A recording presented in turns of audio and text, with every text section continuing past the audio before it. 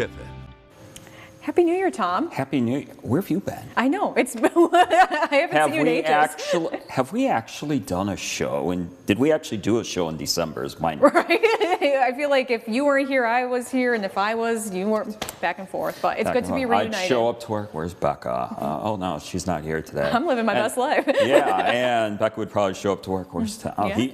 No, I'm sorry, Tom's not here today. That's the beauty of December. Like everybody's schedules are just all over the place. Yeah, but Happy New Year to you. Thank you. Wishing you all the best in this new year, 2024. And we're going to start out right out of the gate with 906 Weather Watchers. And John Evans sent this video in here, and we'll go ahead and play it. And this is from Fred, and it's Fred right there. He's wishing all of us a Happy New Year. Thanks, John, for sending that in. And then Sally Tapio Smith here. Look at all that open water. That's just unbelievable. Wow. And the ships are still going, but fact check me on this here. We're getting in the neighborhood. I don't know the exact date yet. I think it's the 20th where the Soo Locks shut down for winter maintenance. So this ship's going to have to park it in Duluth for 2 months, or is going to have to haul to make it back to the Soo. But you can see Sally Tapio Smith chasing around the Great Republic around Keweenaw Bay today here. You can see that ship is moving through Keweenaw Bay with ease. And in fact, we'll enlarge a photo here of the freighter, and you can just see it is just moving through Keweenaw Bay here. No ice to speak of. And we're going to talk about ice safety here, and we're going to talk about ice safety a lot here. And I got a graphic from the National Weather Service, and I'm just going to continue to say it here. Stay off the ice, and I'll graphically explain that here in just a little bit. And we're going to be showing that graphic a lot here from the National Weather Service.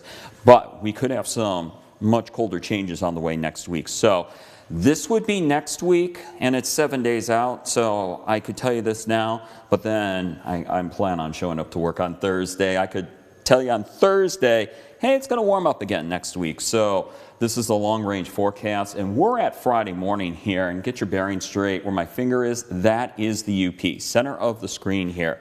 So I'm going to put this map into motion here on Friday into Saturday, Becca. We could see a few snow showers. I do have a slight chance of rain or a slight chance of snow. I've been saying rain a lot this winter, but a slight chance of snow in our weather forecast for Friday, Saturday, and Sunday. And then as we head into next week here, as we get into Tuesday, as we get into Wednesday here, check this out. And I'll go ahead and stop it north of Rogers City, Michigan here. That's a 975 millibar low. Look at all these lines. These are isobars, and we're packed in tight together like they are on this forecast model here. That could mean some good winds, some decent winds, some strong winds into the UP here. So if this model does pan on out, next Tuesday, next Wednesday here, and once again, it could change, but we could be looking at some decent snow perhaps, and some decent winds. So just be aware of that, especially if you have travel plans anywhere around the Great Lakes region for next week. You're going to want to stay up to date on the weather forecast. Regardless, if this model does pan on out, and if we get snow, heavy snow or lighter snow, the increasing chances are, Becca, that we could see some much colder air move in here. Now, Lake Superior, like I mentioned, still wide open, Becca. So it's going to modify the Arctic air that's coming in here. But watch what happens as we go into next Tuesday, next Wednesday here. All that cold air. And once again, that's us here in the UP. That's Arctic air on the other side of Lake Superior and across Minnesota to the tune of 12 below, 14 below air temperature here. So that could be next week.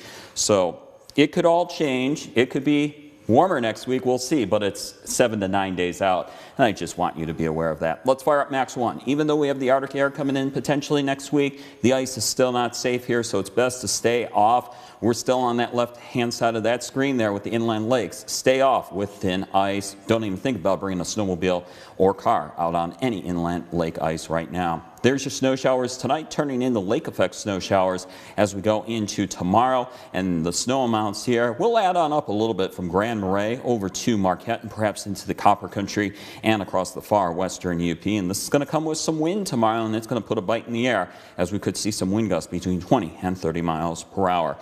Long story short here, I did talk about potentially a decent storm coming through the Great Lakes region for the middle of next week, perhaps starting Tuesday. But the main weather story here is I show you our community forecast going through the UP Tomorrow, definitely going to feel like a winter-like day around here. And in fact, we could see the temperatures drop, especially west of Marquette as we go through the afternoon hours.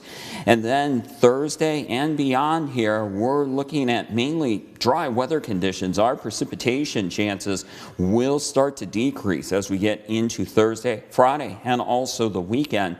And as I was talking about the storm system that could potentially affect the Great Lakes region next week, your extended forecasts are in the upper right-hand corner of the screen. Right now, I have it a low chance here, but those chances for the end of next week could be increasing as we go into the middle of next week, so just be aware of that. As for temperatures, it's going to feel January-like around here, Becca, tomorrow, but as we head into Friday and the weekend, temperatures are going to jump back above average for this time of year. We'll see temperatures for highs for most spots tomorrow, 20s and 30s, but turning colder.